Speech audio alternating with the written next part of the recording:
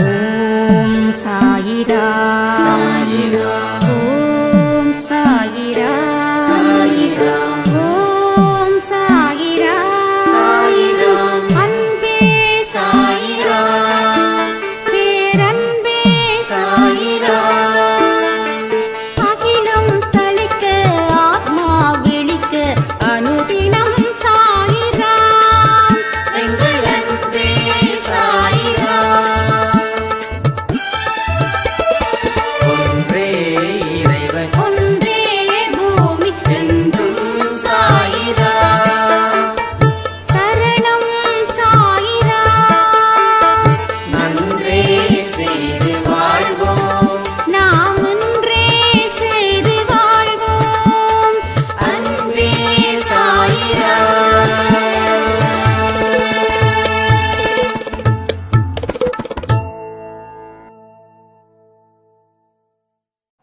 சாயிரா. என் உயிரின் உயிரானவர்களே, நிறைய பேருக்கு சாயப்பா என் கூட பேசணும், நான் என்னென்ன விஷயங்கள் எல்லாத்தையும் செய்கிறேனோ அதுக்கு அவர் விருப்பமாக இருக்காரா இல்லையான்றதை நான் தெரிஞ்சுக்கணும். அப்போ தான் என் வாழ்க்கையில் துன்பங்கள் குறையும், நான் மரியாதையாக பெருமைக்குரிய மனுஷனாக வாழவும் முடியும். இது மாதிரியான விஷயங்களை நம்ம என்ன பண்ணலாம், எப்படி செய்யலாம் அப்படின்னு ஒரு சாய்ராம் கேட்டிருந்தாங்க. ஒரு விஷயம் நீங்கள் நல்லா புரிஞ்சுக்கோங்க, நிச்சயமாக சாயப்பா உங்ககிட்ட 24 மணி நேரமும் பேசிக்கிட்டு தான் இருக்காரு. நீங்கள் அவருடைய சத்தத்தையோ அர்த்தத்தையோ நீங்கள் இன்னைக்கு வரைக்கும் தெரிஞ்சுக்கல. என்னைக்கு நீங்கள் உங்களை கவனிக்க ஆரம்பிக்கிறீங்களோ அப்போதான் அவர் என்ன பேசுகிறாரு அப்படின்றத உங்களுக்கு புரியும். நம்முடைய எண்ணங்கள் நம்மளை தாண்டி தான் யோசிக்கிறோம், பேசுகிறோம். நமக்குள்ள என்ன இருக்குது அப்படின்றத நம்ம தெரிஞ்சு வச்சிருக்கோமா? உங்களுடைய பலம் என்ன, உங்க பலகீனம் என்ன அப்படின்றத நீங்க தெரிஞ்சு வச்சிருக்கீங்களா? இதுல கூட பல பேர் தெரிஞ்சு வச்சிருப்பாங்க. அது எதை பத்தினா தன்னுடைய பலகீனத்தை பத்தி. பலத்தை பத்தி தெரியாது, மறந்துருப்பாங்க. நாம பலமான மனிதர்கள் அப்படின்னு சொன்னா யாரும் நம்ப தயாரா இல்லை. நீங்க பலகீனமான மனிதர்கள் அப்படின்னு சொன்னா மட்டும்தான் எல்லாரும் நம்புறாங்க, உலகத்துல இருக்கிற அத்தனை மக்களும். ஸோ இரவு பகல் அப்படிதானே பலமும் பலகீனமும். அப்ப எல்லா மனுஷனுக்கும் பலமும் இருக்கு, பலகீனமும் இருக்கு. பலத்தால தான் பலகீனமாகுது, பலகீனத்தால தான் பலமும் வருது. இதை நம்ம வாழ்க்கையில் நம்மளை பற்றி ஒரு புரிதல் வந்தால் இந்த விஷயம் உங்களுக்கு புரியும். இல்லை என்ன சொன்னாலும் அது உங்களுக்கு புரியாது. பலத்தால் பலகீனமாகுது, பலகீனத்தால் பலமும் கிடைக்குது. எனக்கு எந்தெந்த வழியெல்லாம் பலம் அப்படின்னு நினைச்சினோ அது மூலமாக எனக்கு பலகீனங்கள் பெருகுச்சு. அந்த பலகீனத்தால்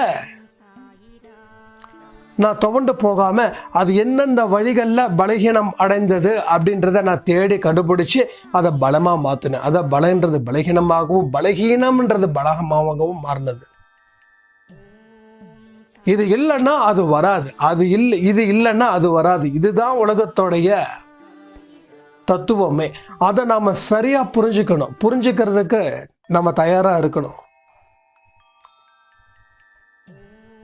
ஸோ நீங்கள் யோசிச்சு பாருங்கள், இன்றைக்கி காலையில் இருந்து இந்த நைட்டு 8 மணி ஆடியோ உங்களுக்கு மொபைலில் கிடைக்குதுன்னா, அப்போ நீங்கள் இன்றைக்கி காலையில் ஒரு 6 மணியில் இருந்து நைட்டு 8 மணி வரைக்கும் உங்களை பற்றி எவ்வளோ சிந்திச்சிங்க, உங்கள் குடும்பத்தை பற்றி எவ்வளோ சிந்திச்சிங்க, உங்கள் குடும்பத்தை தாண்டி இருக்கக்கூடிய மனிதர்களை பற்றி எவ்வளோ சிந்திச்சிங்க யோசிச்சு பாருங்கள். உங்களை சிந்திச்சது சுமாராக எவ்வளோ நேரம் இருக்கும், மற்றவங்கள சிந்திக்கிறது எவ்வளோ நேரம் இருக்குன்றதை யோசிச்சாவே தெரியும் உங்களை பற்றி நீங்கள் தெரிஞ்சுக்காம இருக்கீங்க. ஸோ இன்னொருத்தவங்களை பற்றி தெரிஞ்சுக்கிட்டாதான் அவங்கக்கிட்ட நம்ம மூவ் பண்ண முடியும், பேச முடியும், பழக முடியும். இவன் நல்லவனா கெட்டவனா, இவன் நம்ம குடும்பத்துக்கு பொருத்தமானவனா, இல்லை நம்ம குடும்பத்துக்கு பொருத்தமில்லாத மனிதனா, இவனை நம்ம வாழ்க்கையில் சேர்த்துக்கிட்டா நல்லதா கெட்டதா, இது எல்லாம் அடுத்தவனை பற்றி ஒரு புரிதல் முயற்சிகள் பண்ணுறோம். ஆனால் நம்மளை பற்றி ஒரு புரிதலை முயற்சிகள் பண்ணாமலே இருக்கோமே. ஸோ ரொம்ப கஷ்டப்பட வேண்டாம், ரொம்ப சிம்பிள் தான். வாழ்க்கையில் ஜெயிக்கணும்னா எளிமையான வழி நிறைய இருக்கு.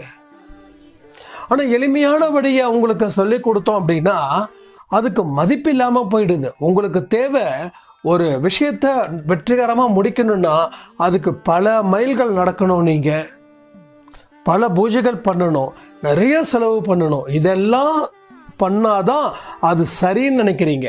ஏன்னா எளிமையான விஷயத்தை நம்ம மறுக்கிறோம். இலவசமாக கிடைக்கிறது வீணு நம்ம நினைக்கிறோம். ஃபாரின் இம்போர்ட்டட் ஆப்பிள் தான் நம்ம வாங்குவோம். ஏன்னா அது காஸ்ட்டு கிட்டத்தட்ட கிலோ 250 ரூபா 260 ரூபா. ஆனால் கிலோ 1/4 கிலோ நெல்லிக்காய் 20 ரூபா. அதில் கிடைக்காத சக்தி ஆப்பிளில் இல்லை.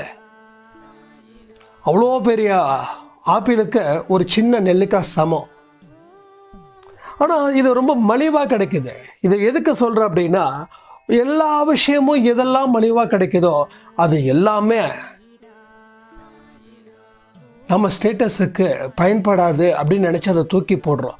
நீங்கள் எதை தூக்கி போடுறீங்களோ அதுதான் உங்கள் வாழ்க்கையை உயர்த்துன்றதை நீங்கள் மறந்துடுறீங்க. அப்போ இட்ஸ் சிம்பிளிசிட்டி. அந்த சிம்பிளிசிட்டிக்கு சொந்தக்காரர் தான் நம்ம சாயப்பா. அப்போ அவர் சொன்ன வழிகளை தான் நம்ம செய்யணும். நீங்கள் பல நாட்கள் பல பூஜைகள் செய்கிறதால மட்டும் உங்கள் வாழ்க்கையில் மாற்றம் வந்துடாது. ஒரு 10-20% வேணால் அதற்குரிய பலன்கள் இருக்கும். ஆனால் 80% பலன்கள் எங்கே இருக்குன்னா அந்த சிம்பிளிசிட்டியில் தான் இருக்குது. ஸோ இப்படி போகிற பாதையை மாத்திரம், அவ்வளோதான், வேறு ஒன்றுமே இல்லை. நீங்கள் எப்படியாவது ட்ராவல் பண்ணி தான் ஆகணும். பட் அந்த இடத்துக்கு நீங்கள் ட்ராவல் பண்ண வேண்டாம். கொஞ்சம் வேற ஒரு கட்டு இருக்குது, அந்த கட்டுக்குள்ளே போனீங்கன்னா கொஞ்சம் கஷ்டம்தான். ஆனால் அமோகமான விளைச்சல் அந்த இடத்துல நடக்குது. ஸோ உங்களை பற்றி நீங்கள் என்னைக்கு நல்ல தெளிவாக புரிஞ்சுக்கிறீங்களோ, உங்களை பற்றி என்னைக்கு நீங்கள் கவனிக்க ஆரம்பிக்கிறீங்களோ அப்போவே சாயப்பா பேச ஆரம்பிச்சிடுவார். இதை நம்ம செய்யலாமா? எஸ், அவர் சொல்லுவார், வெயிட் பண்ணுங்க. அவர் சொல்கிற வரைக்கும் வெயிட் பண்ணுங்க, செஞ்சிடாதீங்க. இல்லைன்னா நம்ம என்ன பண்ணுவோம், அவர் தான் செய்ய சொன்னார், நான் செஞ்சேன், லாஸ் ஆகிட்டேன். அவர் தான் இந்த விஷயத்தை பண்ண சொன்னார், அவர் எனக்கு இந்த மாதிரியான விஷயங்களுக்காக தானே எனக்கு இவ்வளோ வழிகளை காட்டுறாரு, அப்படி இப்படின்ற மாதிரி நமக்கு விருப்பப்பட்டதுக்காக நமக்கு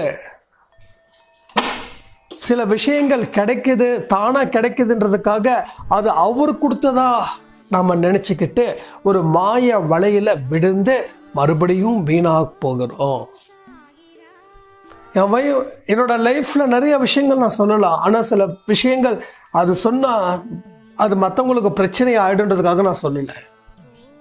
ஸோ நானும் சில விஷயத்தை கடவுளாக எனக்கு அனுப்புனது, இது ஏற்படுத்தினது, இதை ஒத்துக்க வச்சுக்கிருக்கிறாரு, இதை நம்ம கண்டிப்பாக ஒத்துக்கிட்டு தான் ஆகணும் அப்படின்னு நினச்சது எல்லாம் கிடைக்காம போயிடுச்சு. அப்போ எதுக்காக இந்த விஷயங்கள் நடந்திருக்குதுன்னா, நம்ம மனசு அதில் ஈடுபடுது. அதுக்கு நம்ம ஒரு காரணத்தை சொல்கிறோம். அந்த காரணம் என்னென்னா, இது சாயப்பாவில் கொடுத்தது, இதை நிராகரிக்க முடியாது அப்படின்னு நாம் அதுக்கு ஒரு விஷயத்தை வைக்கிறோம். ஏன்னா இது ஒரு காரணம் வேணும்ல. ஒருத்தன் ஒன்றும் இல்லை, ஒருத்தன் திருட போகிறான், அவன் போலீஸில் மாட்டுறான், ஏண்டா திருடுறன்னு கேட்குறான். அவன் சொல்கிறான் 1000 காரணம். இல்லை, எங்கள் அம்மாவுக்கு உடம்பு சரியில்லை, எங்கள் அப்பாவுக்கு உடம்பு சரியில்லை, என் தங்கச்சியை படிக்க வைக்கணும், என் தங்கச்சிக்கு கல்யாணம் பண்ணி வைக்கணும். ஸோ இந்த காரணம் சொன்னதால் சரி ஓகே நீ திருடுனது சரிதான் அப்படின்னு சொல்லிடுவாங்களா போலீஸ்காரங்க? ஸோ என்ன ஆனாலும் திருட்டு நடந்ததுன்னா முட்டிக்கு தட்டுவாங்க. காரணத்தை கேட்குறாங்களோ கேட்கலையோ, ஆனால் நம்ம பண்ணதுக்கு உண்டான தண்டனை நிச்சயமாக இருக்கா இல்லையா? ஸோ இப்படி தான் நாம் யோசிக்கணும். இது கடவுள் கொடுத்ததா, இல்லை நீ விருப்பப்படுறதால இது கடவுள் கொடுத்ததா, நீ அதை மாற்றத்தை அவர் மேலே தூக்கி போடுறியான்றது தான் மேட்ருங்க.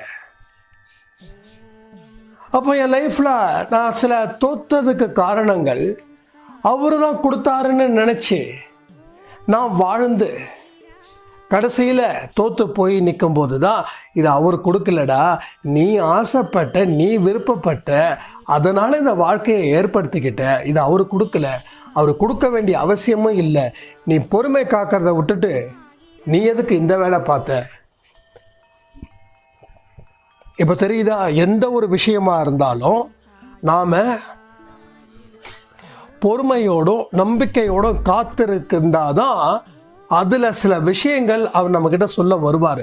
நீங்களே அவசரப்பட்டு இது சாயப்பா கொடுத்தது எனக்கு அப்படின்னு சொல்லி நீங்களா ஒரு மாய வளையத்துக்குள்ளே சிக்கி சின்ன பின்னமாகி மறுபடியும் இப்படி போயிடுச்சே, அவரு தானே கொடுத்தாரு, அவரு தானே பண்ணாரு, நான் அதனால தானே செஞ்சேன்னா, ஏன்னா உங்களுக்கு விருப்பமே இல்லாத மாதிரியும் இது அவருக்காக செஞ்ச மாதிரியும், அப்போது கொடுக்கும்போதும் அவர் தான் காரணம், அதில் சந்தோஷம் கிடைச்சதுக்கு அவர் தான் காரணம், நீங்கள் தோக்கும்போது அவர் தான் காரணம், நீங்கள் துன்பப்படுறதுக்கும் அவர் தான் காரணம் அப்படின்னு ஈஸியாக சொல்லிட்டு போயிட்டே இருப்பீங்க போல இருக்கே. ஸோ ஆழமாக யோசிக்கணும், இது நமக்கு பிடிச்சிருக்கா? நமக்கு பிடிச்சிருந்தாலும் அது கடவுளுக்கு பிடிக்கணும். இல்லை எனக்கு பிடிச்சிருக்குது எல்லாம் கடவுளுக்கு பிடிச்சிருக்குது அப்படின்னு நீங்கள் ஒரு தாட்டில் போனீங்கன்னா நீங்கள் உங்களுக்கு என்ன பிடிச்சிருக்குதோ அதுக்கு நீங்கள் அடிமைன்னு அர்த்தம். திரும்ப சொல்கிறேன், நீங்கள் அவருக்கு மட்டும் அடிமையாக இருங்க. யாருக்கு? சாயப்பாவுக்கு மட்டும் அடிமையாக இருங்க. நீங்கள் எல்லாருக்கும் அடிமையாக இருந்தீங்கன்னா கடவுளுக்கு அடிமையாக இருக்க முடியாது. கடவுளுக்கு அடிமையாக இருந்தால் எல்லா இடத்துலையும் மரியாதைக்குரிய மனிதர்களாக நீங்கள் உருமாறலாம்.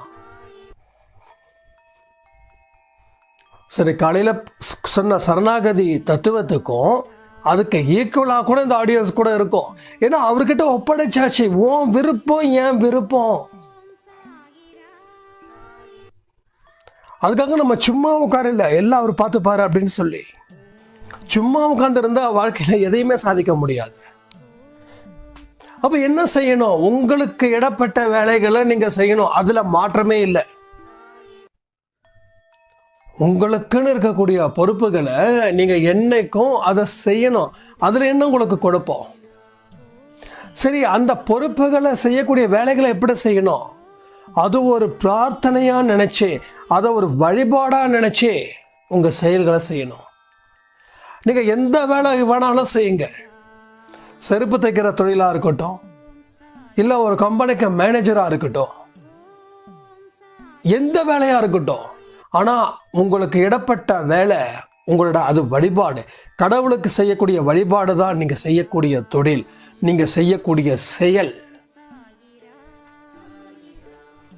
ஒரு சாய்ராம் என்கிட்ட 2 நாளைக்கு முன்னாடி ஆடியோவில் சொல்லியிருந்தாங்க, இது மாதிரி நான் பஜ்ஜி போண்டா இது மாதிரிலாம் நான் கொடுக்குறேன், இதில் நான் டெவலப் ஆகிட முடியுமா அப்படின்னு.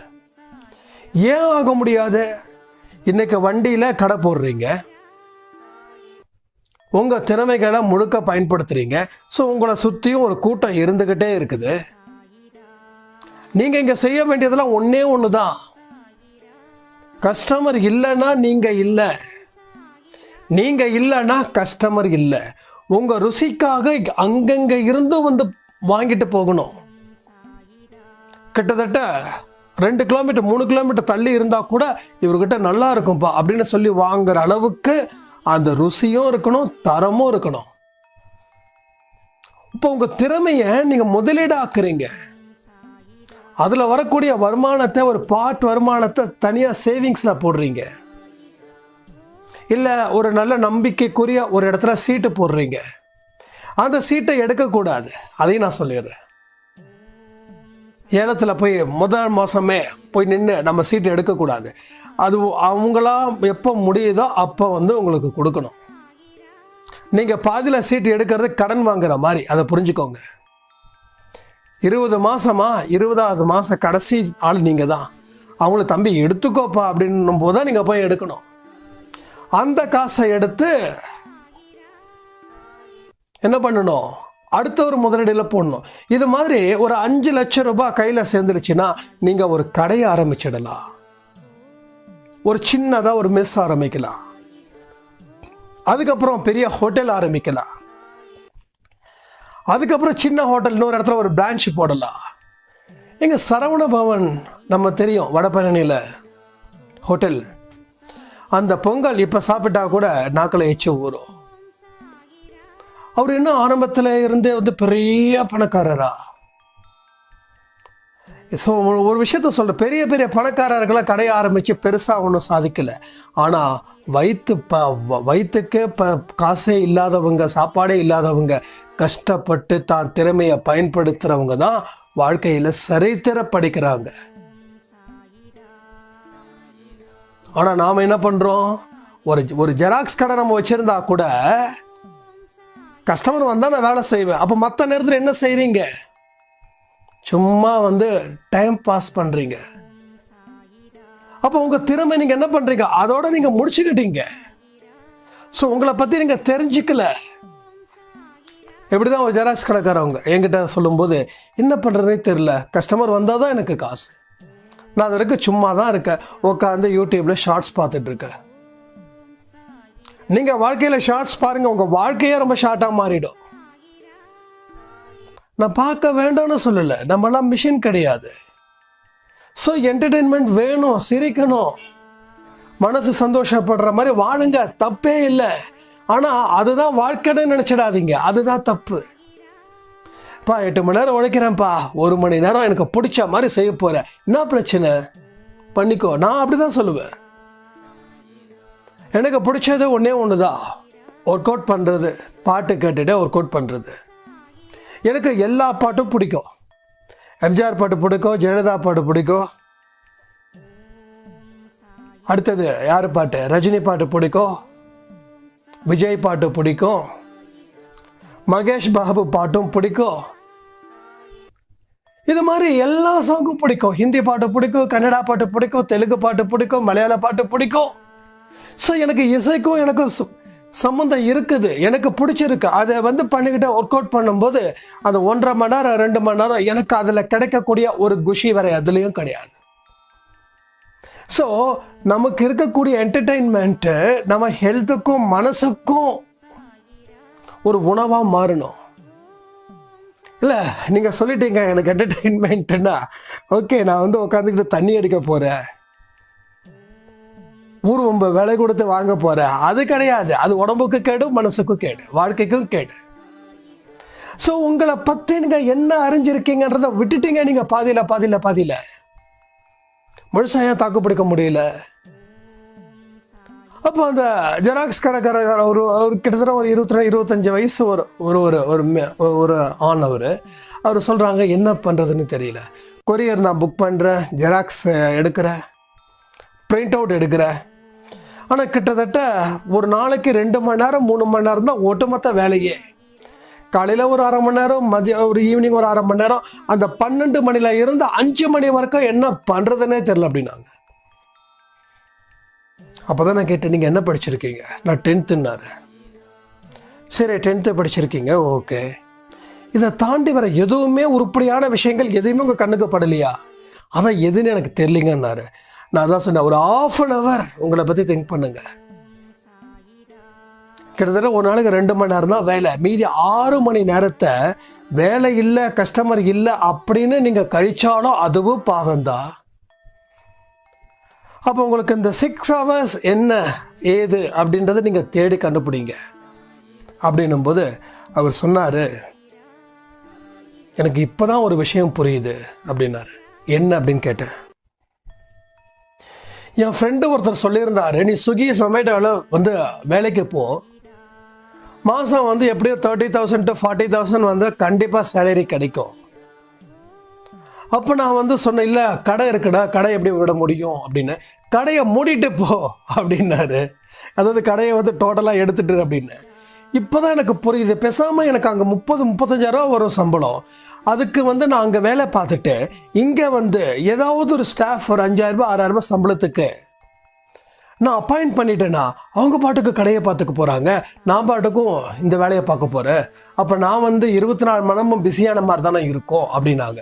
நீங்கள் 24 மணி நேரம் பிஸியாக வேண்டாம், 8 மணி நேரம் மட்டும் பிஸியாகுங்க. 24 மணி நேரம் பிஸி ஆயிடுச்சுன்னா அடுத்த 24 மணி நேரம் ஹாஸ்பிட்டலில் இருந்துருவோம். ஏன்னா மனசு டென்ஷனு, உடம்பு டென்ஷனு, அத்தனையும் டென்ஷனாக போயிடும் அப்படின்னு சொல்லி இன்றைக்கி காலையில் சொல்கிறாங்க, நான் ஸ்விக்கியில் வந்து ஜாயின் பண்ணிட்டேன்னா இப்போ வந்து ஒரு பொண்ணு வந்து வரேன்னு சொன்னாங்க. எங்கள் சொந்தக்கார பொண்ணு தான், ரொம்ப ஏழ்மையான பொண்ணு தான், 6000 ரூபாய் சம்பளத்துக்கு ஓகே பண்ணிட்டாங்க, நான் பார்த்துக்கிறேன்ட்டாங்க. அவ்வளோ சூப்பர் இல்லை? இதில் ஏதாவது கசக்குதா ஏதாவது?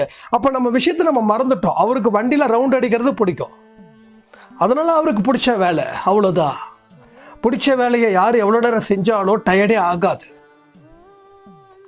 இப்போ மீதி 6 மணி நேரம் சும்மா வெட்டியாக உட்காந்துருக்கிறதுக்கு 4 வேலை பார்த்தா கையில் காசு கிடைக்கும். கையில் காசு கிடைச்சா அடுத்தடுத்த வேலையை நம்ம பண்ணலாம், அதை இன்வெஸ்ட்மெண்ட்டாக போடலாம் மறுபடியும் அந்த கடையில். ஸோ உங்களை பற்றி நீங்கள் தெரிஞ்சுக்க மறுக்கிறீங்க. அதனால தான் வாழ்க்கையை வாழவே உங்களுக்கு தகுதி இல்லாத ஒரு நபராக நீங்களே உருவாக்கிக்கிறீங்க, வேறு யாரும் உருவாக்கல. ஸோ எத்தனை நாள் தான் மொபைலை பார்த்துக்கிட்டு, ஷார்ட்ஸை பார்த்துக்கிட்டு, உட்காந்துக்கிட்டு, சிரிச்சுக்கிட்டு இப்படியே இருந்தால் நம்ம வாழ்க்கையை பல பேர் சிரிக்க ஆரம்பிச்சிடுவாங்க. நீங்கள் மற்றவங்கள பார்த்து சிரிக்கிறது தப்பு இல்லை, ஆனால் உங்களை பார்த்து மற்றவங்க சிரிச்சிட்டாங்கன்னா, நீங்கள் எப்பயுமே மற்றவங்கள பார்த்து சிரிச்சுக்கிட்டே இருந்தீங்கன்னா அது உங்களுக்கு திருப்பி நடக்கும்ன்றது தானே உண்மை. ஸோ இதையும் மனசில் வச்சுக்கோங்களேன். அப்போ உங்களுடைய விஷயங்கள் என்ன ஏது? சாயப்பா உழைக்கிறதுக்கு மறுக்க மாட்டார். நீ உழைக்க மாட்டேன், நான் உழைக்க மாட்டேன் அப்படி சொன்னீங்களா தான் உங்களை வந்து திட்டுவாரே தவிர, உழைக்கிறீங்கன்னா ஓகே பண்ணுவார். ஆனால் பேராசைப்பட்ட எந்த ஒரு விஷயத்தையும் செய்யக்கூடாது. இப்போ செய்கிற வேலையே உங்களுக்கு நேரம் கரெக்டாக இருக்குது அப்படின்னும் போது இன்னொரு வேலையை எடுத்துக்கிட்டால் இந்த வேலை கெடுன்ற ஒரு தாட் உங்களுக்கு வரணும். அப்போ இந்த வேலையும் நடக்கணும், உங்களுக்கு அந்த வேலையும் நடக்கிறதுக்கு வாய்ப்பு இருந்தால் நீங்கள் செய்யலாம். இல்லைன்னா இதை நம்ம சிறப்பாக செய்கிறதுல தான் கவனத்தை இருக்கணும். அப்போ உங்களை பற்றி நீங்கள் எங்கே வந்து மாற்றிக்கிறீங்க தெரியுமா? அடுத்தவங்களை பற்றி யோசிக்கும் போது உங்களை நீங்கள் மாற்றிக்கிறீங்க. இதெல்லாம் ஒரு வேலையா, இதெல்லாம் ஒரு வாழ்க்கையா, இதெல்லாம் ஒரு பொழப்பா? ஸோ நீங்கள் மற்றவங்களுடைய வாழ்க்கையை பார்த்து பார்த்து உங்களுக்கு தாழ்வு மனப்பான்மை வந்துடுது. ஸோ தாழ்வு மனப்பான்மை வந்தவங்களுக்கு வாழ்க்கை எப்படி சீரும் சிறப்புமாக இருக்கும்? இருக்காது இல்லை? ஸோ அதுதான் இந்த மாதிரியான விஷயங்கள். ஸோ நீங்கள் நல்லா உழைச்சி பாருங்க, உங்களுடைய கவனத்தை உங்களுக்குள்ள செலுத்தினா மட்டும்தான் உங்களால் உழைக்கவே முடியும். இங்கே இருக்கிற ஹவுஸ் ஒய்ஃபுங்களுக்கு நான் ஒரு விஷயத்தை ரொம்ப தெளிவாக சொல்லிக்கணும்னு ஆசைப்பட்றேன். உங்களுக்கு நேரங்கள் இருந்துச்சுன்னா சின்ன சின்ன விஷயங்கள் செய்யுங்க. உங்களுக்கு டைலரிங்கில் இன்ட்ரெஸ்டாக இருந்துச்சுன்னா டைலரிங் மிஷின் ஏதாவது செகண்ட்ஸில் வாங்க, 3000, 4000, 5000 ஆகும்னு நினைக்கிறேன். நீங்கள் வாங்கணும்னு நினச்சா கண்டிப்பாக சாய்ப்பா வாங்கி கொடுத்துருவார், அதில் மாற்றமே இல்லை. ஸோ ஒருத்தங்க கிட்ட வந்து நம்ம கடனை வாங்கி கடனை கட்டிகிட்டு இருக்கோம், அதனால் எந்த லாபமும் இல்லை.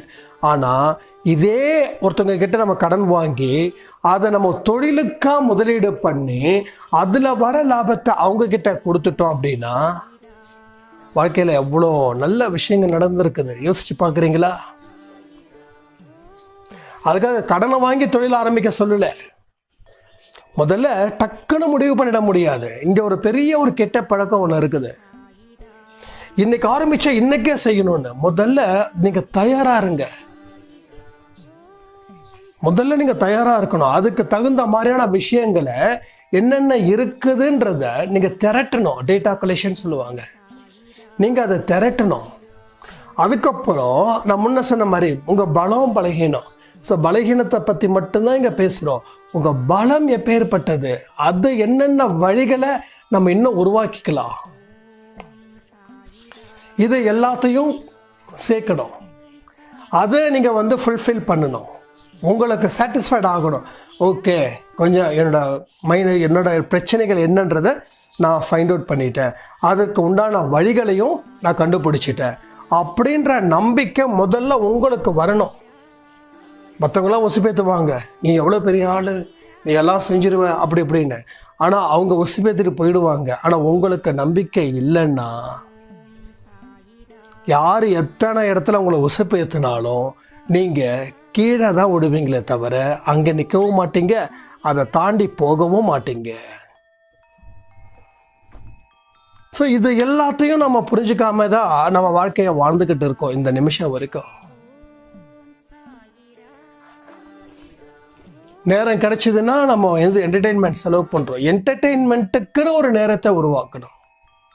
உங்களை ரெஸ்ட்டு எப்படி நைட்டு தான் நம்ம தூங்குகிறோம் இல்லையா, அது மாதிரி என்டர்டெயின்மெண்ட் ஓகே, காலையிலையோ இல்லை ஈவினிங்கோ ஏதோ ஒரு 1/2 ஹவரோ ஏதோ ஒரு 45 மினிட்ஸோ ஏதோ 1 ஹவரோ அதுக்கு மேலே தேவை இல்லை. ஸோ உழைப்பு, குடும்பம், சொசைட்டி, இது ஒரு மனுஷனுக்கு ரொம்ப முக்கியம்.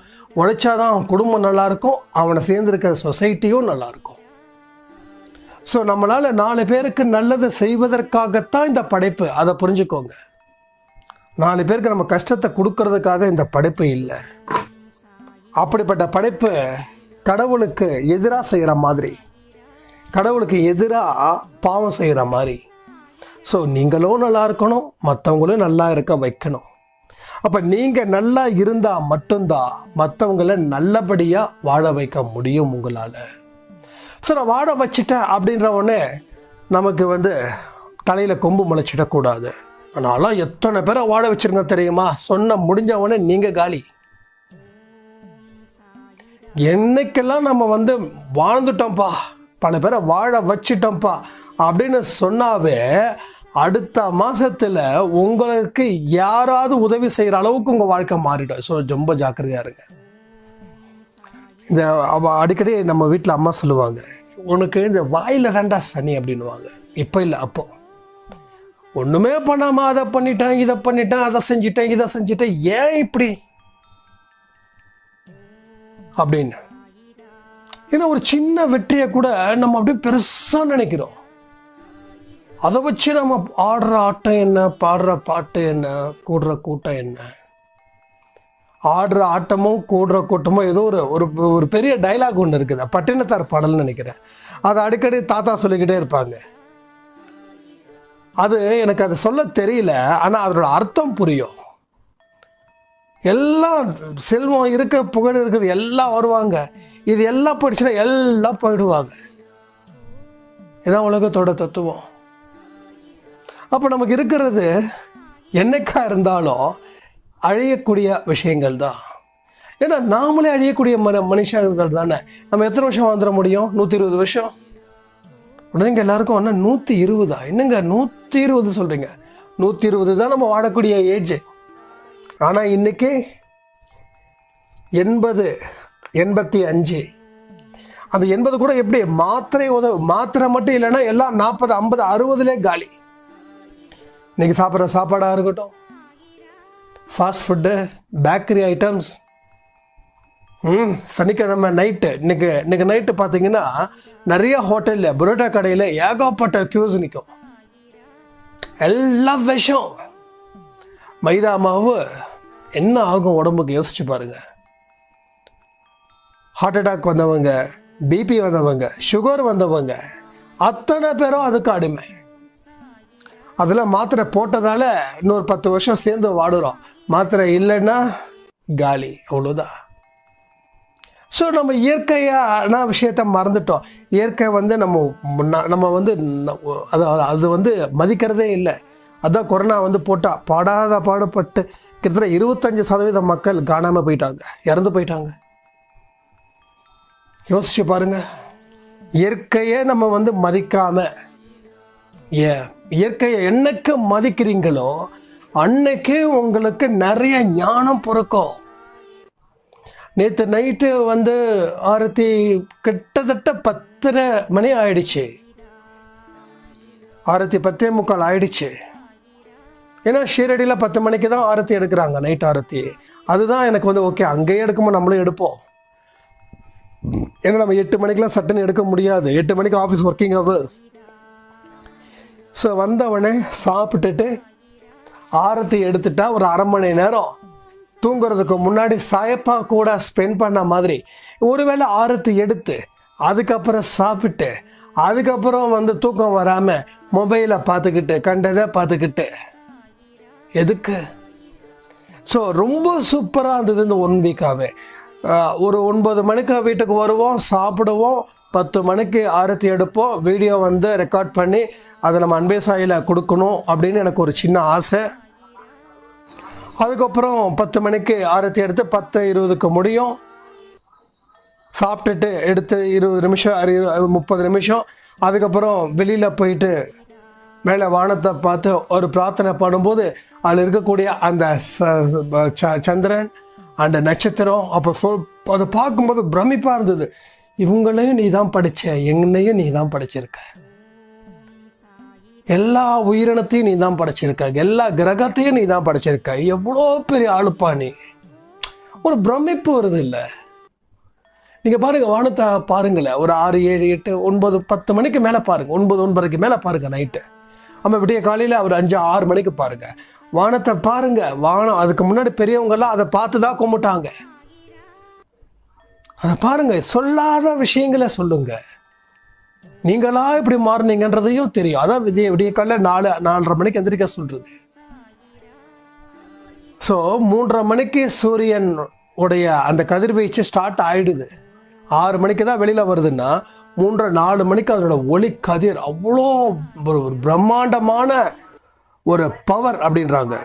ஸோ அதில் கிடைக்கக்கூடிய அந்த ஃப்ரெஷ் ஆக்சிஜன், அந்த ஆக்சிஜன் இருக்கக்கூடிய அந்த எனர்ஜெட்டிக், அது நம்ம உடம்புக்கும் மூளைக்கும் அவ்வளோ ஒரு ஹெல்த்தை கொடுக்குது.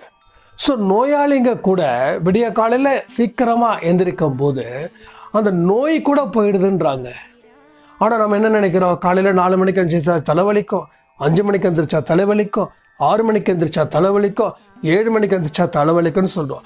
நீங்கள் தலைவலிக்கத்தான் செய்யும். ஏன்னா உங்கள் மனசுக்குள்ளே அந்த தலைவலின்றத ஒரு இமேஜின் நீங்கள் படம் பிடிச்சிட்டீங்க. அப்போ நீங்கள் நைட்டு சீக்கிரமாக தூங்கினாதான் காலையில் சீக்கிரமாக எந்திரிக்க முடியும்.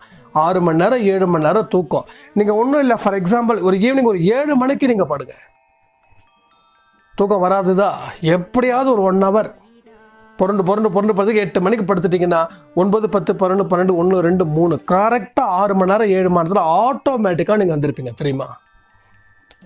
அப்போ நீங்கள் 12 மணிக்கு படுத்திங்கன்னா 1, 2, 3, 4, 5, 6, 7, 8 கிட்டத்தட்ட 7 மணி ஆகுது, 8 மணி ஆகுது. இதான் கணக்கு, வேறு ஒன்றுமே கிடையாது.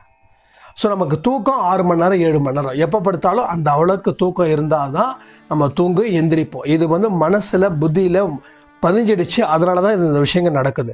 ஸோ என்னால் 4 மணிக்கு எந்திரிக்க முடியல அப்படின்னு சொல்கிறவங்க, நீங்கள் இப்போ எத்தனை மணிக்கு படுக்கிறீங்களோ 2 மணி நேரத்துக்கு முன்னாடி தூங்கி பாருங்கள். கொஞ்சம் கஷ்டம்தான். ஆனால் என்னென்னா இப்படி தூங்க சொல்கிறீங்க, எப்படி அப்புறம் வீட்டில் ஏதாவது ஒன்று பண்ணுங்க, ஏதாவது ஒன்று செய்யணும், ஏதாவது ஒன்று செய்யணுன்ற ஆசை சாதனை எல்லாம் இருக்குல்ல உங்களுக்கு. அப்போ இந்த மாதிரியான விஷயத்தையும் நம்ம ஏதாவது ஒன்று செய்யணும். செஞ்சு பார்த்தீங்கன்னா கரெக்டாக 8 மணிக்கு நீங்கள் படுத்தீங்கன்னா விடிய காலையில் 4 மணி 5 மணிக்கு அலாரம் தேவையில்லை, நீங்களே ஆட்டோமேட்டிக்காக எந்திரிச்சிருவீங்க. எந்திரிச்ச உடனே தூக்கம் போயிடும். அதுக்கப்புறம் என்ன பண்ணுவீங்க, அடுத்தடுத்த வேலையை பார்க்க ஆரம்பிச்சிடுவீங்க. ஸோ அந்த ஒரு ஃபார்முலா நீங்கள் யூஸ் பண்ணுங்கள். ஸோ அதிகாலையில் எந்திரிச்சாதான் உங்களுக்கு 100க்கு 100 ஆசீர்வாதம் கிடைக்கும், வாழ்க்கை சந்தோஷமாக இருக்குன்னு சொல்லி இந்த ஆடியோவை முடிக்கிற. ஜெய் சாய்ராம். அந்த ராமன் உங்களை காக்கட்டும். உன்னுடைய வாழ்க்கையில் நீ செய்த தவறு, அதாவது உனக்கு தெரிந்த செய்த தவறு, தெரியாமல் செய்த தவறு என்று 2 விதமாக பிரிக்கலாம். அப்படி இருக்கும் பொழுது நீ உன் மனசாட்சிக்கு தெரிந்து செய்த தவறு அதிகமாக இருக்கிறதா அல்லது தெரியாமல் செய்த தவறு அதிகமாக இருக்கிறதா என்பதை முழுவதுமாக ஒரு நிமிடம் யோசித்துப்பார். தெரியாமல் செய்த தவறுகளை விட தெரிந்து செய்யும் தவறுகளிற்கு மிகப்பெரிய தண்டனை இருக்கிறது. ஆனால் உன்னையும் குறை கூற முடியாது. ஏன் தெரியுமா? உன்னுடைய சந்தர்ப்பம்தான் உன்னுடைய அத்தனை பிரச்சனைகளுக்கும் மிகப்பெரிய காரணகர்த்தாவாக அமைகிறது. இருந்தாலும் உனக்கு எப்பேற்பட்ட சூழ்நிலையும் ஏதாவது ஒரு தீய விஷயத்தில் உன்னை தள்ள நினைக்கும் போதெல்லாம் உன்னுடைய மனம் சஞ்சலம் அடையாமல், மாயை என்னும் மிகப்பெரிய கட்டுப்பாடு நம்மை ஆட்கொள்ள போகிறது என்பதை மனதில் வைத்து கொண்டு நீ அந்த பிரச்சனையையோ அல்லது அந்த சூழ்நிலையையோ கையாண்டு கொண்டால் வெற்றி உன் பக்கம்தான் இருக்கும். எந்த ஒரு விஷயமாக இருந்தாலும் ஒரு முறைக்கு 1000 முறை யோசிப்பது மிகவும் சிறந்தது. ஒருவர்களிடம் உன்னுடைய வார்த்தையை கொட்டுவதற்கு முன்பு இது இவர்களிடம் பேசலாமா வேண்டாமா என்று யோசித்து விட்டு பேச வேண்டும். ஏனென்றால் சொல்லாத சொல்லுக்கு நீ முதலாளி என்று ஏற்கனவே நான் உன்னிடம் கூறியிருக்கிறேன்.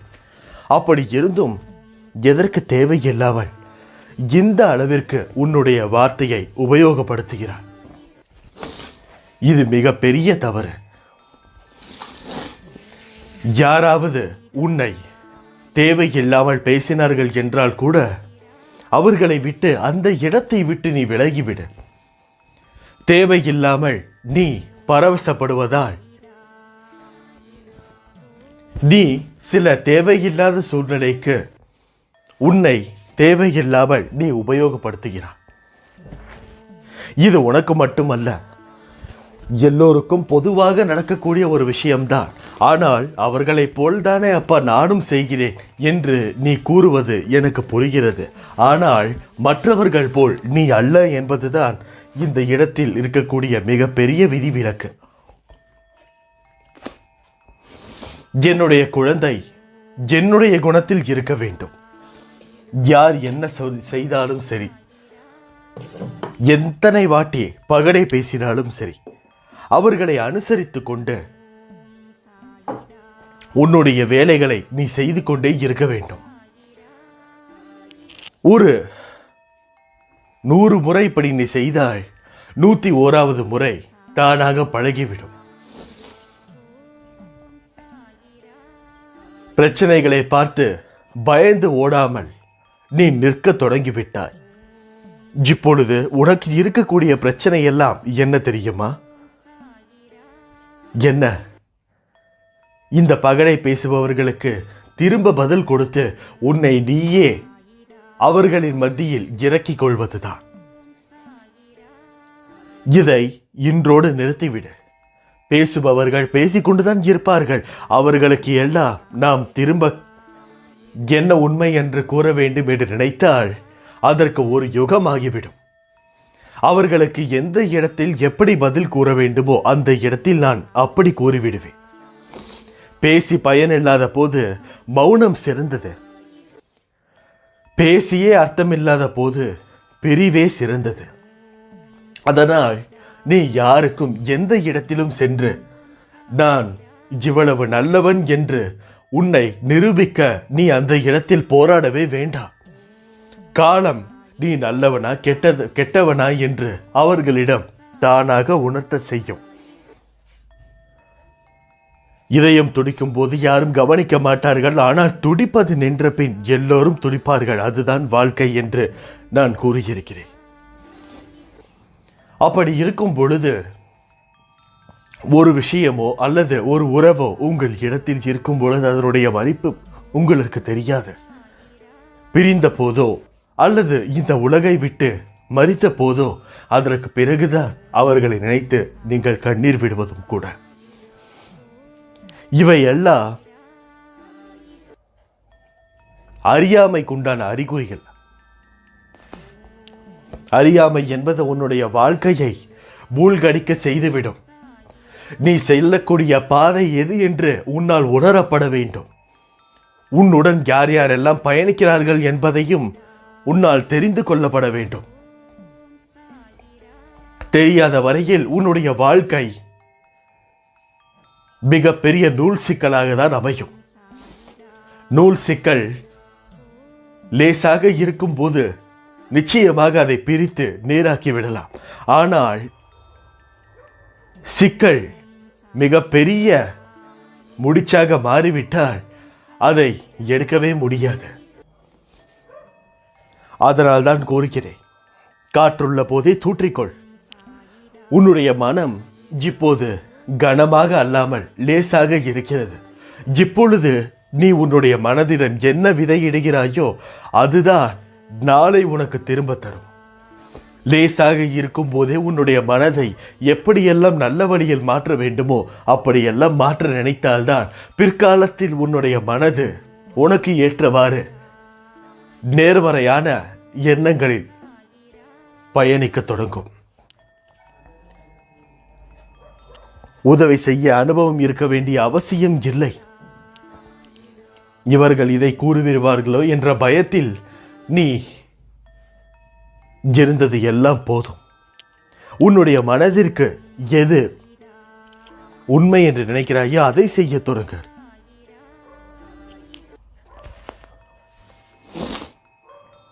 ஆண்டவனுக்கு அனைத்தையும் அர்ப்பணித்து உலகில் அனைத்துமே உன்னிடம் அடிபணியும். நீ முழுவதுமாக என்னிடம் சரணடைந்து விடு. நரகமும் சொர்க்கமும் உன் ஒழுக்கத்திலும் நல்ல பழக்கத்திலும் இருக்கிறது. ஒன்றை மட்டும் உன் நினைவில் வைத்துக்கொள். நீ எங்கு இருந்தாலும் சரி, என்ன தவறு செய்தாலும் சரி, நான் உன்னை கண்காணித்துக் கொண்டேதான் இருக்கிறேன். என்னிடம் இருந்து யாரும் தப்ப முடியாது. நீ செய்யக்கூடிய அனைத்து பாவ செயல்களுக்கும் மிக பெரிய எதிர்வினை உண்டு. இந்த பிறவியிலோ அல்லது அடுத்த பிறவியிலோ அதையெல்லாம் உன்னுடைய மனதில் வைத்துக் கொண்டு நீ செயல்பட்டாலே இந்த உலகத்தில் உள்ள பாதி மனிதர்கள் நல்லவர்களாக மாறிவிடுவார்கள். பூமியை காக்க பெருமாள் எடுத்த அவதாரம் வராக அவதாரம். வராக சுவாமியை நாம் இதுவரை கண்டது உண்டா என்று கேட்டால் நிச்சயமாக இல்லை. அதே போல்தான் இந்த உலகத்தில் எப்பொழுது எல்லாம் தீமை தலைவிரித்து ஆடுகிறதோ, கெட்ட விஷயங்கள் முழுவதுமாக பரவ தொடங்குகிறதோ, அந்த நேரத்தில் அந்த கடவுள் அடுத்த பிறவி எடுக்கிறார். அதனால் இந்த உலகத்தை காக்கும் ஒரே ஒரு சக்தி கடவுள் மட்டும்தான். அவருடைய பிடியில் இருந்து யாரும் தப்ப முடியாது என்பதை மனதில் வைத்துக் கொள்ளுங்கள். ஓரிடத்தில் நீ அவமானப்பட்டால் அவ்விடத்தில் இருந்து நிரந்தரமாகவே விலகிவிடு. அன்பு பாசம் என மீண்டும் சேர்ந்து நின்றால் உன் அவமானங்கள் நிரந்தரமாகிவிடும். எதுவும் யாருக்கும் யாரும் நிரந்தரம் இல்லாத பொழுது அவமானத்தை மட்டும் ஏன் நீ நிரந்தரமாக பெற்றுக்கொள்ள வேண்டும்? எப்போதெல்லாம் ஆசைகள் உன் மனதை அதிகமாக ஆட்கொள்கின்றதோ அப்போதெல்லாம் உன் அதீத வளர்ச்சிக்கு ஆணவம் தடுப்பணையாக அமைந்து விடுகின்றது. அதனால் உன்னுடைய மூளையை எந்த இடத்தில் எந்த அளவிற்கு செயல்படுத்த வேண்டுமோ அந்த அளவிற்கு தெளிவாக செயல்படுத்த தொடங்கு. நீ இப்படிதான் இருக்க வேண்டும் என்று நான் கூறவில்லை. நீ செய்யும் செயலுக்கு சற்று மனசாட்சியோடு செயல்படு என்றுதான் நான் கூறுகிறேன். அதனால் உன்னை சுற்றி நடக்கக்கூடிய ஒவ்வொரு விஷயங்களையும் நீ கண்காணித்து வேண்டும். நீ முதலில் தெரிய வேண்டும். நீ எந்த இடத்தில் இருக்கிறாய், என்ன செய்து கொண்டிருக்கிறாய், இதனால் உனக்கு என்ன பயன், உன் குடும்பத்தில் என்ன பயன், இவை எல்லாவற்றையும் நீ பார்க்க வேண்டும். ஏனென்றால் உன்னுடைய குடும்பத்திற்கு ஆணி வேறே நீ மட்டும்தான். அப்படி இருக்கும் பொழுது நீயே இப்படி சோர்ந்திருக்கலாமா? நிச்சயமாக வேண்டாம். மாறு. மாற்றத்திற்கான நாள் இரு. சோபலாக தான் இருக்கும், ஆனால் நீ நினைத்தால் மாறலாம், மாற்றலாம். இப்படிக்கு ஓன் சாயப்பா. அல்லாஹ் மாலிக்.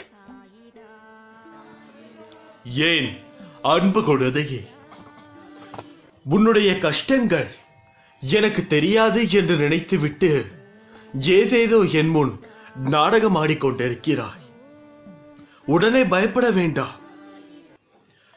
நான் நீ நாடகம் ஆடிக்கொண்டிருக்கிறாய் என்பது எப்படி கூறினேன் என்றால், சந்தோஷமாக இருப்பது போல என்னிடம் காட்டிக்கொள்கிறாய் என்பதை தான் அப்படி கூறினேன். உண்மையில் உன்னுடைய வாழ்க்கையில் என்ன நடக்கிறது என்று உனக்கு தெரியுமோ தெரியாதோ, ஆனால் எனக்கு மிகவும் நன்றாகவே தெரியும். உன்னுடைய வாழ்க்கை எவ்வளவு பெரிய போர்க்களமாக இருக்கிறது என்பதை நான் ஒவ்வொரு நிமிடமும் ஒவ்வொரு காலமும் அதை நினைத்து வருந்திக் கொண்டேதான் இருக்கிறேன். குழந்தையே, நான் உன்னிடம் கூறுவது ஒரே விஷயம்தான். எது நடந்தாலும் அது நடக்கட்டும், நீ விட்டுவிடு. அதற்காக அதை மொத்தமாக அப்படியே விட்டுவிடு என்று நான் கூறவில்லை. அதை நினைத்து கவலைப்பட வேண்டாம் என்றுதான் நான் உனக்கு கூறுகிறேன். கவலைப்படுவது என்பது தேவையில்லாத ஒரு விஷயம். இன்றைக்கு மக்கள் இருக்கும் நெருக்கடியே அனைவருக்கும் ஒவ்வொரு பிரச்சனைகளும் கஷ்டங்களும் இருக்கத்தான் செய்கிறது. இருந்தாலும் நான் என்ன கூற வருகிறேன் என்றால், பிரச்சனை என்பது அடங்காத ஒரு விஷயம். அனைத்தும் இருக்கிறவனுக்கு நிம்மதி இல்லை என்று போராட்டம். எதுவும் இல்லாதவர்களுக்கு பணம் இல்லையே என்ற போராட்டம் இருக்கிறது என்று நான் ஏற்கனவே கூறியிருந்தேன். அதுதான் இன்றைக்கும் கூறுவேன். இப்போது தேவையில்லாமலோ தேவையோ நீ ஒரு காரியத்தை செய்கிறாய் என்றால் அது மூலமாக உனக்கு கஷ்டம் வருகிறது என்றால் அந்த கஷ்டத்தை நீ அனுபவித்துதான் ஆக வேண்டும். ஏனென்றால் யார் செய்த காரியம் அது? நீ. என்னுடைய வாக்கு என்னவென்றால், உன்னுடைய கடமைகளை சுமைகளை எல்லாம் என்னிடம் கொடுத்துவிடு, நான் பார்த்துக் கொள்கிறேன் என்பது. ஆனால் நீயோ அது எனக்கு இப்பொழுதே நடந்தாக வேண்டும் என்று அடம் பிடிக்கிறாய். இப்படி இருக்கும் பொழுது என்னால் என்ன செய்ய முடியும் என்று நினைக்கிறாய்? ஒரு முறை கூறலாம், 2 முறை கூறலாம். நீ அடம் பிடிக்கும் போதெல்லாம் கூறிக்கொண்டே இருந்தால் நீ என்னை வெறுத்து ஒதுக்கி விடுவாய் அல்லவா? அதனாலேயே ஒரு சில காரியம் உனக்கு பிடிக்கிறதோ இல்லையோ, உனக்கு அது நல்லதோ கெட்டதோ, நீ அடம் பிடிக்கிறாய் என்ற ஒரே காரணத்திற்காக நானும் அதை கொடுத்து வருகிறேன். பிறகு கஷ்டம் என்று என் முன்தான் வந்து நிற்கிறாய். இதை பார்க்கவா நான் உனக்கு நீ கேட்டதையெல்லாம் அள்ளி கொடுக்கிறேன்? இது தேவையில்லாத ஒரு காரியம். அனைவருக்கும் தலையாய கடமை என்று ஒன்று உள்ளது. அந்த தலையாய கடமை என்பது மிகவும் அனைவருக்கும் தேவையான ஒரு விஷயம். தலையாய கடமை என்பதற்கு அர்த்தம் என்னவென்றால், அந்த கடமை தலை போன்றது. தலையே போனாலும் அந்த கடமையை செய்யாமல் போகக்கூடாது என்பதுதான் தலையாய கடமை. அப்படி இருக்கக்கூடிய முதல் தலையாய கடமை எதுவென்றால், பெற்றோர்களை கண்கலங்காமல் பார்த்து கொள்வது. இந்த உலகத்தில் ஏராளமானவர்கள் இருக்கிறார்கள். பெற்றோர் தனக்கு என்னென்ன செய்தார்கள் என்று கூட யோசித்து பார்க்காமல் அவர்களை அநாதமற்றவர் இடத்தில் கொண்டு விட்டு வருவது. அங்கே அவர்கள் படும் கஷ்டங்களோ இவர்களுக்கு தெரிவதில்லை. அப்படியே தெரிந்தாலும் இதையெல்லாம் கண்டு கொண்டால் தங்களால் முடியாது, ஆகையால் இதை பற்றி யோசிக்கவே கூடாது என்ற முடிவு எடுத்து விடுகிறீர்கள். இது எவ்வளவு மோசமான ஒரு விஷயம் என்று தெரியுமா? உங்களில் கேட்டுக்கொண்டிருப்பவர்கள் எத்தனை பேர் அப்படி செய்திருந்தீர்கள் என்று எனக்கு தெரியவில்லை. ஆனால் என்னுடைய குழந்தைகள் யாரும் அப்படி செய்ய மாட்டார்கள் என்ற ஒரு நம்பிக்கை எனக்கு உண்டு. அது ஏன் தான் அப்படி என்று எனக்கு இப்பொழுது வரை தெரியவில்லை. நீங்கள் பிறந்ததில் இருந்து உங்களை காப்பாற்றியது, வளர்த்தது அனைத்துமே உங்களுடைய பெற்றோர்தான். அப்படி இருக்கும் பொழுது அவர்களுக்கு ஒரு சிறு மரியாதை கூட இல்லாமல் நீங்கள் அப்படி செய்வது மிகவும் சரியா? கேட்டால் இல்லை என்றுதான் நான் கூறுவேன். உங்களுக்கு ஒரு தாயோ தந்தையோ உங்களை வேண்டாம் என்று நினைத்திருந்தால் எப்பொழுதோ தூக்கி எறிந்துவிட்டு போயிருக்க முடியும். ஆனால் அவர்களுடைய குழந்தை அது என்ற ஒரு தலையாய கடமை இருந்ததால் மட்டுமே இன்று நீங்கள் இந்த இடத்தில் உட்கார்ந்து கொண்டு நான் பேசும் பேச்சையும் நீங்கள் கேட்டுக்கொண்டிருக்கிறீர்கள். நினைத்து பாருங்கள், நீங்கள் இப்படி இருக்க குறைந்தது 1% கூடவா உங்களுடைய பெற்றோர்கள் காரணமில்லாமல் போய்விட்டார்கள்? 1% கூடவா உங்களிடம் அவர்கள் இருக்க தகுதி இல்லாமல் போனார்கள்? ஆனால் ஒன்றை மட்டும் புரிந்து கொள்ளுங்கள், எல்லோருக்கும் வாழ்க்கையில் அனுபவிக்க வேண்டியது என்று சில காலம் இருக்கும். அந்த காலம் வரும் பொழுது நீங்கள் என்ன செய்தீர்களோ அதேதான் உங்களுக்கும் திரும்ப வரும். இந்த உலகத்தில் விதை விதைக்கிறவன் வினை அறுப்பான் என்ற பழமொழி உண்டு. அதுபோல்தான் அனைவருக்கும், யாராக இருந்தாலும் சரி, எந்த ஜீவராசியாக இருந்தாலும் சரி. ஏனென்றால் நன்றாக புரிந்து கொள்ளுங்கள், உங்களிற்கும் மகனோ மகளோ இருக்கிறார்கள். அவர்களும் தெரிந்தோ தெரியாமலோ, விவரமாகவோ விவரம் இல்லாமலோ இதையெல்லாம் பார்த்து கொண்டுதான் இருக்கிறார்கள். அந்த சின்ன வயதில் நீங்கள் அவர்களுடைய மனதில் இதெல்லாம் அவர்களுக்கு தெரியாது என்று விதைத்தாலும், அவர்களுக்கு ஒரு காலகட்டத்தில் குறிப்பிட்ட காலத்தை தாண்டி இவர்களை இந்த இடத்தில்தான் வைக்க வேண்டுமோ என்ற மனோபுத்தி அமைந்துவிடும். மனோபுத்தி அமைந்துவிட்டால் பிறகு சரி செய்வது மிகவும் கஷ்டம். ஆகையால் நன்றாக பார்த்து கொள்ளுங்கள், உங்களிற்கும் நீங்கள் உங்களுடைய பெற்றோர்களை அப்படி செய்தீர்கள் என்றால் நிச்சயமாக அதே இடத்தில் உங்களுடைய பெற்றோர்கள் கஷ்டப்படக்கூடிய அனைத்து கஷ்டமும் நீங்களும் படுவீர்கள்.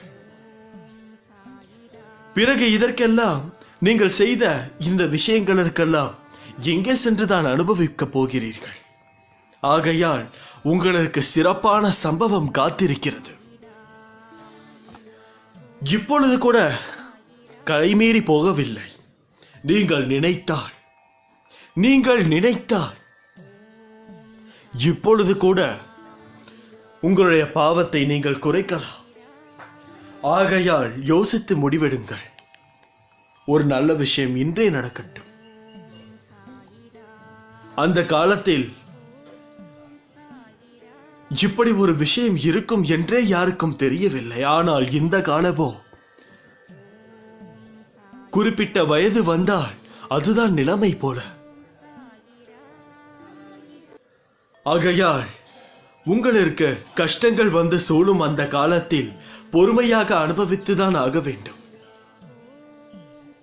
நீங்கள் பதற்றப்பட வேண்டாம், பயப்படவும் வேண்டாம். என்ன நடக்க வேண்டும் என்று நடக்கிறதோ உங்களுடைய விதிகளின்படி அது நடந்துதான் தீரும். ஆனால் உங்கள் கண்கள் முன்னே நடக்கக்கூடிய ஒரு சிறு தவறை ஏன் நடத்த வேண்டும் என்றுதான் நான் கூறுகிறேன். அவர்கள் உங்களுடைய பெற்றோர்கள், உங்களை தோளில் எடுத்து சுமந்து கொண்ட உங்களுடைய பெற்றோர்கள்.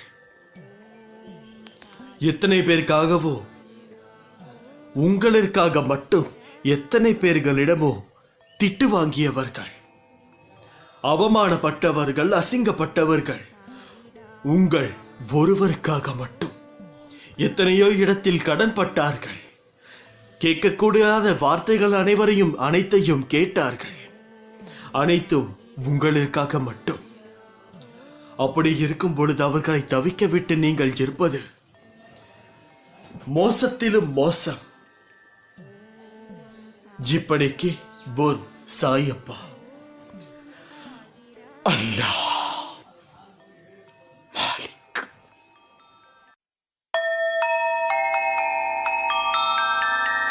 ஓம் சாயிரா.